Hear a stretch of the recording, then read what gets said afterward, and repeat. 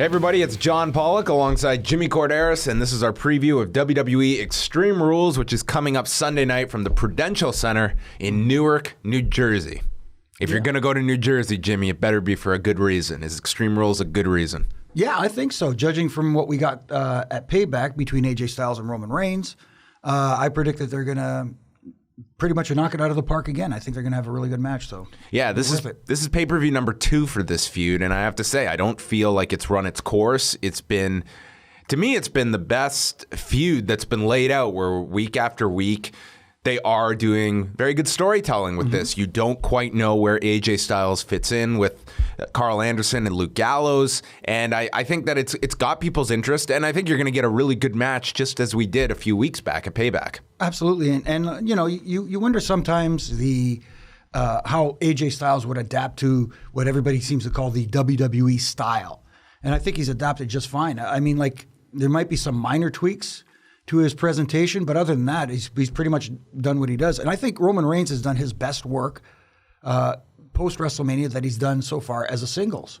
So, and these guys, have a chemistry that kind of works. You know, they both play off each other. Their timing is very good. No styles clash between the two. See, you can't write this stuff. It just comes out. Usually they come out late, Jimmy. Yeah. We're firing on all cylinders that's today. That's a Pro Wrestling Tees t-shirt. Anyways, cheap plug there for somebody. But yeah, I like where this is going. And like you said, I wouldn't be opposed to even a third match at the next pay-per-view. Well, you look ahead and the next event is Money in the Bank, which is kind of, in the sense, a lame duck event for your WWE title match, because whoever the challenger is, it's not somebody that's going to be in that ladder match going for the future title opportunity. So to me, it would make sense that maybe you want to extend this another month. I guess the challenge in that is that the way this is structured on Sunday with the Extreme Rules stipulation, you do need a winner in this. I don't think you can go off with any kind of no contest, and that would be 2 months in a row Roman Reigns beats this guy. But there's ways around it. There could certainly be a way to get to a third match at Money in the Bank. I certainly wouldn't be opposed to it, because I think that, all things considered, this post-WrestleMania program for Roman Reigns, you couldn't have asked for anything better, because I think that's always a big struggle with a new champion that some people have not been sold on, is that first post-Mania program. Right. Usually, and we've seen it before, where there's a bridge program to get into the next thing. We haven't got that at all with AJ Styles, and if that was what it was meant to be to begin with, I think they I don't want to say struck lightning in a bottle, but they actually got something that they maybe weren't expecting. And going further, I think this, like you said, going into the finish of this match at the pay-per-view, I think it can be worked out, like you said, where AJ Styles has a moral conflict, because the lead up to this match, Roman Reigns hasn't been either a babyface or a heel. If you want to really break it down, technically he's been acting more heel-ish. But AJ Styles, conversely, has not been acting like a babyface either. It's almost like two strong personalities, and neither one of them a babyface or a heel, just have an issue with each other and want to fight, and it's working. Yeah, so, I mean, you look at Sunday here, I think that they will have all the opportunity to have an excellent main event. Will probably be allotted a lot of time, and they pretty much told you that you're going to get run-ins in this match with the Usos and then Gallows and Anderson, who are tentatively, it looks like, scheduled for a tornado match. At least that seems to be the word coming out of the SmackDown tapings. What have you thought of the involvement of the secondary members here, the Usos, Anderson, and Gallows as well, because they've been all over this program as well? I like it. I like the interactions. I liked... other than the fact that every time I hear them mention the club, I keep thinking about that thing that locks your steering wheel. Yeah, you're wondering if you locked your car. Yeah, exactly. A name change will be coming, I think, down the road. We can speculate what kind of club it may be eventually, but that's for a future broadcast for us. But I like the involvement. The Corbin Club, right? That doesn't have the same ring to it. There's got to be a different guy out there, someone from NXT. I don't know. We were talking about this Sunday on the Law. Are you clubbed out?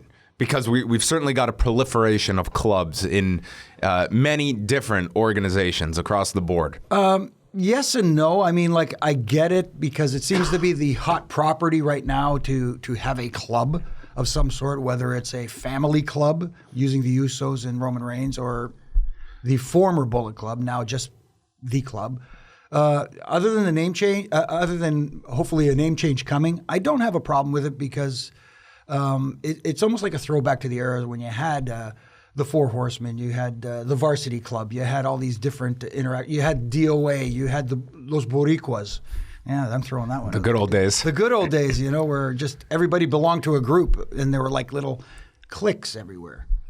As we move on down the card, we are also going to get an Asylum cage match involving Chris Jericho and Dean Ambrose, where this looks to be a steel cage match, but there are weapons, Jimmy, such as mops and potted plants and straitjackets that all can be utilized within this match.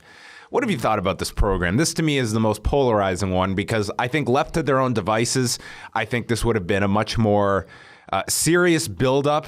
I think this has gone way off at times into the comedy direction, and I think these two have had to overcome a lot. And I think that you go back to the Mitch angle. That to me is when all the tongue-in-cheek jokes of this should have ended.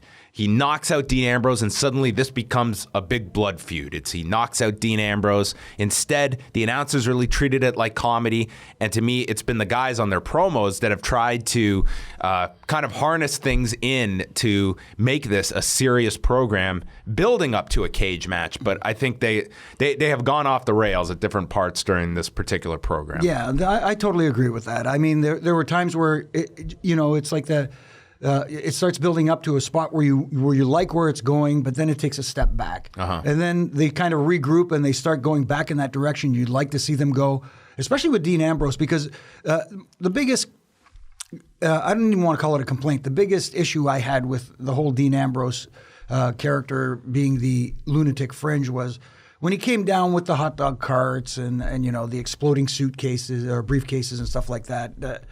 The only thing missing was a watermelon and a sledgehammer. The whole Gallagher thing. And I didn't like that Dean Ambrose. When he started to get like the unpredictable, crazy, you don't know where this guy's going and what he might do next, that's the Dean Ambrose I like. And Chris Jericho has done his best to kind of, like you talked about this before we started taping here, trying to corral it back into a more serious direction.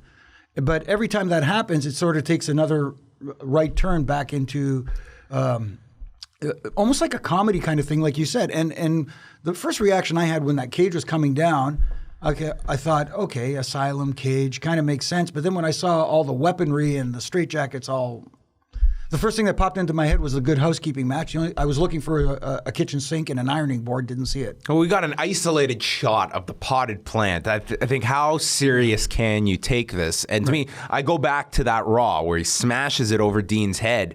And the announcers, they just used it as an excuse to get in all their jokes about Mitch, and it was just played for comedy. Yeah. And then you go to SmackDown that week, and Chris Jericho does this promo saying, this is not funny.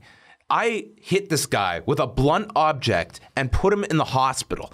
And it was like he was doing the job the announcers should have done on the Monday. And at the time, I compared it to what's the most famous tag team breakup angle you recall in the WWF? The most famous one? To a tag team that breaks up on television. There were so many of them. Well, well, I'm going to lead you into this one. Please. That would be the Rockers to me, of Shawn Michaels, Marty Jannetty, the barbershop angle. And that's remembered as this great split. And you look at the setup for that. Here these guys are in a barbershop with Brutus Beefcake. And if Bobby Heenan was simply thinking of himself, he could have just told a bunch of hair-cutting jokes, and as Marty's thrown through the glass, Bobby Heenan could have played that for comedy, but neither of them did because this was a serious angle. And there was no comedy attached to that, even though the setting just screamed ridiculous if you're watching this in a bubble, not understanding the context. And I think the same applies here, where the announcers, at that moment, this is no longer some goofy plant with a name. This is a guy that's just been concussed on television from a sucker shot here from Chris Jericho, and now this is a blood feud that's going to culminate in a cage match. But instead, it's like this has just been a chance to, it's wacky Dean Ambrose that is, I think it's just carte blanche that they can throw all these wild ideas because Dean Ambrose is the lunatic. Yeah, I like how you said it there. This is wacky Dean Ambrose. I don't like wacky Dean Ambrose. I prefer crazy unpredictable Dean Ambrose, and we're not getting that. Also on the card, let us chat about the Intercontinental title match. It is the four-way match with Sami Zayn, Cesaro, Kevin Owens, and champion The Miz, who, it was pointed out, a 5-time Intercontinental champion by now, Jimmy. Those numbers, they just get higher and higher, it seems. And this week actually marks 1 year since Kevin Owens has been on the main roster. I think this guy is just outstanding. I think he is... Him, along with AJ Styles, I think are the biggest positives week in, week out on the main roster. And I have all the faith in the world Kevin Owens can be a top guy. Not just as a heel, I think he has a babyface run in him as well eventually down the road. Right. Is this a title switch onto Owens, or do you see the title? Where do you see the title going here? Because I think Kevin Owens is the most interesting character of these four, and I don't know what is next for him after this. No, I agree with you. Kevin Owens has been the MVP throughout this whole three-way, four-way thing that's going on. I like what they're doing, too, because they've got three guys in this scenario who are pretty much the guys that the hardcore internet community that really gravitate to. Kevin Owens, Sami Zayn, and Cesaro, and you've got the old stalwart from the regime in The Miz, who's probably doing some of his best work. I think the pairing with him and Maurice is working really well for him. Whether Kevin Owens takes the title here, I hope not, because I like angry, feel like he got screwed over Kevin Owens better than the champion Kevin Owens, which will come down the road eventually. But I almost would like to see him get kind of, in his mind, screwed out of the title again this Sunday and just completely go off the rails, because it's going to be completely entertaining. Everything he does, from getting on commentary, is great. His interactions with all three of the other guys in the match has been great. So for me, he's the MVP of this. And that's no disrespect to the other three guys, because they're all doing well. It's just that I really, really am enjoying Kevin Owens. And I agree, this guy down the road is, to me, guaranteed money. Yeah, and you look at the different options here. I think you certainly want Kevin Owens as one of those players for Money in the Bank next month. And not saying that winning the IC title would exclude him from that. I just think that there's a lot of options where the IC title, I think it's working with the Miz and Maurice pairing. Even the option of Sami Zayn pinning either Miz or Cesaro and winning the title, when it's Kevin Owens who beat this guy clean at Payback and holding that over him, it allows you to go back to that IC title match as well sometime down the road. Exactly, which leads to why I would enjoy the Kevin Owens is just completely pissed off and goes off the rails again. It works. It works for Kevin Owens. Another rematch from Payback is Charlotte and Natalya. It's a submission match with Ric Flair, banned from ringside. And from all accounts, this will be their opportunity to have their big match, whether it's 15, 20 minutes. I expect it to get a lot of time, and you will get your culmination to this program. The match everyone, I think, expected at Payback. It's been delayed 3 weeks, and that's what I expect Sunday to be. Yeah, I think this one's going to be more in line with what we saw from these two at NXT on the TakeOver special. Both are very talented. I like Charlotte's very cocky attitude now. I think she's embraced her character as being almost like better than her dad as champion. And I like that. Which you definitely get the sense that they're either teasing a breakup or just getting rid of Ric Flair as her second at this point, with the little comments telling him to stop wooing, this is her ring. Right. And further to that point, a clean win over Natalya. She wins without Ric Flair there. Right. That might be the catalyst that they separate them, and Ric Flair maybe is off television after that. Oh, maybe down the road, because if Charlotte beats Natalya without the help of Ric Flair, now she figures she doesn't need her dad's help in order to, continue being great. Maybe Ric Flair takes another young lady under his wing to teach her that. Oh, yes, boy. You know what I mean? He kind of like guides someone else against Charlotte and defeats her for the title, almost like, hey, you know what? I was wooing long before you were around. Oh, wow. Maybe Dana Brooke will have her new... maybe we can pick someone else. Executive consultant, Ric Flair. I would rather go another. Just imagine him doing Dana's poses at ringside for her. It'd be like when Rick was managing Big Dave. Well, maybe Dana can drop an elbow on the jacket. That would be good. Very possible. Do you any chance of a title change, or this is just Charlotte wins the match? I think Charlotte wins the match, and again, looking down the road to SummerSlam, probably somewhere, maybe Sasha Banks. That's where that program comes into effect. United States title will feature Kalisto against Rusev. They've certainly been giving Rusev much more of a serious tone of late, coming out of the League of Nations. I guess you can call it a breakup at this point, even though it depends on the week in which you tune in and they're aligned or not aligned. So we had, let's get this right, we had Rusev lose to Sin Cara one week, then got his win back on SmackDown. And then this past week, it was the champion Kalisto losing to Del Rio, the guy who's not a part of this match. Right. And now the two losers from the 2 weeks of Raw will battle for the title on Sunday, if I've got all that right. Yeah, that pretty much sums it up, I guess. And I really do have a problem with whether it's a challenger or the champion going into matches with losses. I mean, what makes you want to see these guys battle in a match when they just come off, they get beat by guys who are not even in the match? It makes no sense to me at all. It's this whole, I guess, trying to gain sympathy for Kalisto, but at the same time, here's an opportunity to really build on something. I know that the idea was for him to be possibly the next Rey Mysterio and appeal to kids and stuff like that, but that has fallen way by the wayside. And you look at all the work that John Cena did last year building up the United States Championship and bringing it to a level where people thought, hey, man, I want to see the U.S. Championship defended. I want to see who's next. And when Del Rio came in and won the title in the fashion he did, you thought big things were ahead, and then it just took a nosedive. But there's that mountain climber from Price is Right again. Everything's looking good, and then... Well, is the heating up of Rusev simply you get the title to Rusev, and that's John Cena's program when he comes back in a few weeks? That's interesting. I didn't think of that. I'd like to see the title on Rusev only because here is, again, the Bulgarian, the non-American with the United States Championship. I think that works. I think that's just natural heat right there. Whether it's John Cena who challenges for it, I'd like to see somebody else actually take that spot and let Rusev have a little bit of a run with the title, defeating people. I almost see John Cena coming back and eventually working his way with Roman Reigns down the road. Maybe that's a SummerSlam match. Well, he's also still got the Del Rio program, I think, that really wasn't all that really finished at that point when Cena had come back and then got the rotator cuff injury.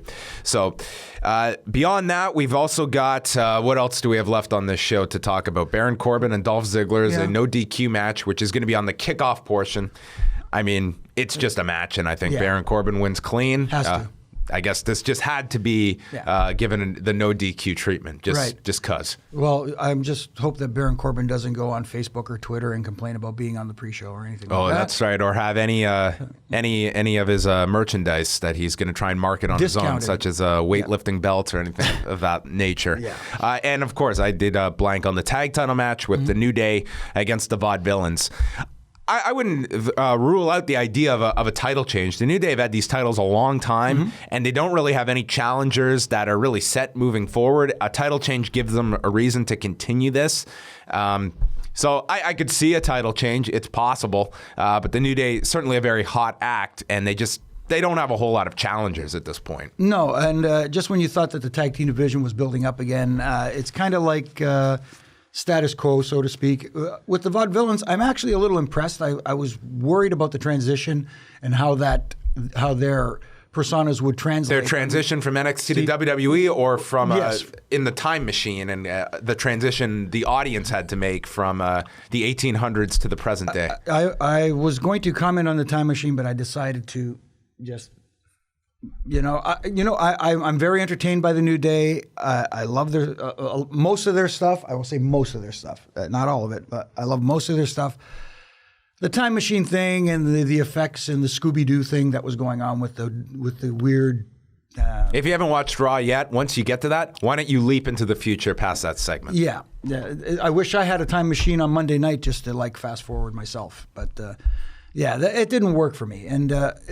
I don't know if it's just them struggling to come up with new stuff or whatever the case may be. But with that time machine thing, I almost thought that they had the call in to Arthur Fonzarelli.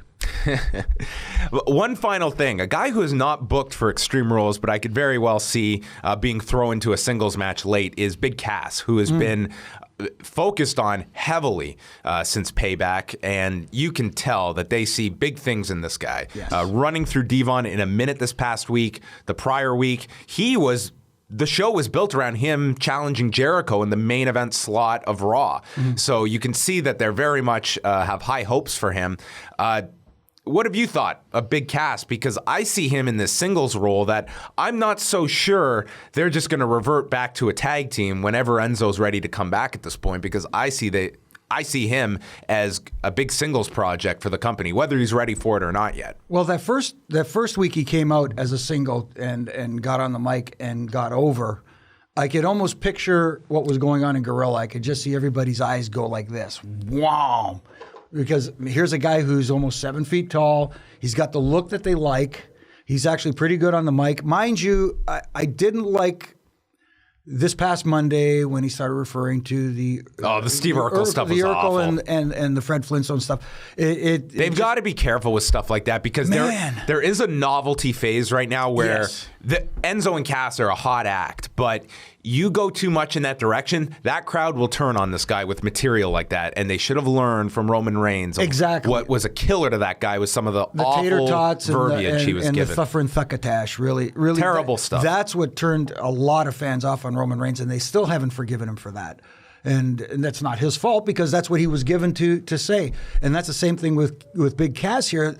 The only saving grace for Big Cass is he's already got the crowd on his side. Yep. So they may forgive him for the Urkel and the Fred Flintstone this week and maybe one more week. But if this continues, I worry that they will turn on him. Will they continue as a single with him afterwards? Eventually they will. I'm sure they see dollar signs in this guy as well. But they've also got something in that tag team. And there's a team that could rival the New Day as far as popularity in the tag team division. So it's almost like it's a good problem to have, because you've got a tag team that can be over, plus you've got this big monster that could be over on his own. And you almost think that with Enzo's charisma, even if he was to go on his own, he would still survive. All right, well, that's our look at WWE Extreme Rules. It's coming up this Sunday night from the Prudential Center in Newark, New Jersey. You can watch it on the WWE Network, and then immediately after the show at 11 Eastern, you can tune into the Law Live Audio Wrestling and catch a full rundown of the event with Jason Agnew, Dan Lavransky, and myself. You can listen on TSN 1050 Toronto, 1410 if you're in Vancouver, and at liveaudiowrestling.com. Give this man a follow at Jimmy Korderas. He is always down for a discussion. Absolutely. Just don't spam tweet him, or he will get very angry. No, I don't get angry. I just get like, it's almost like, oh, come on, really? He's one of the most entertaining follows in all of professional wrestling, folks. At Jimmy Korderas, and we'll be back next week chatting the fallout of Extreme Rules.